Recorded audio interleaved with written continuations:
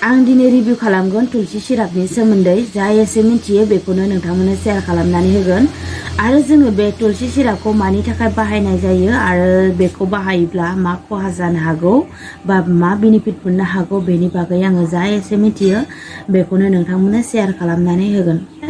आरो बे तुलसी सिरापखौ दिहुननाय कम्पानिनि मुङानो जाहैबाय बन्दिता फार्माकिउटिकेल्स आरो बे मेडिसिनखौ दिहुनदों 2022 आवहाय आरो बेनि एक्सपायर डेटआ थांगोन 2025 आवहाय बेनि दामा जाहैबाय 85 रुपिस आरो बे मेडिसिनखौ बायनोब्ला मेडिकेल फार्मासियाव एभेलेबल मोनगोन।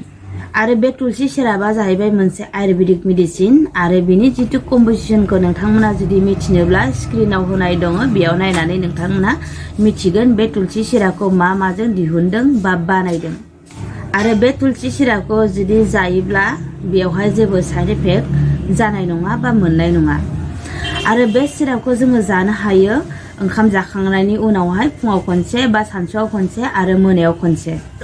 आरो बे सिरापखौ जुदि लोङोब्ला डक्टरफोरानो लिरना हरखागोन बेवहाय बेसेबां ml सिम लोंनांगौ उन्दैफोरा आरो बेसेबां ml सिम लोंनांगौ गेदेरफोरा। जोङो बे तुलसी सिरापखौ मानि थाखाय लोंनाय जायो होनोब्ला जेब्ला जोङो गगा मोननाय गुजुनाय बाराद्राय जुदि अभार जुदि गुजुयोब्ला गुजुगानो थाखाय जोङो बे तुलसी सिरापखौ लोंनाय जायो बा बाहायनाय जायो।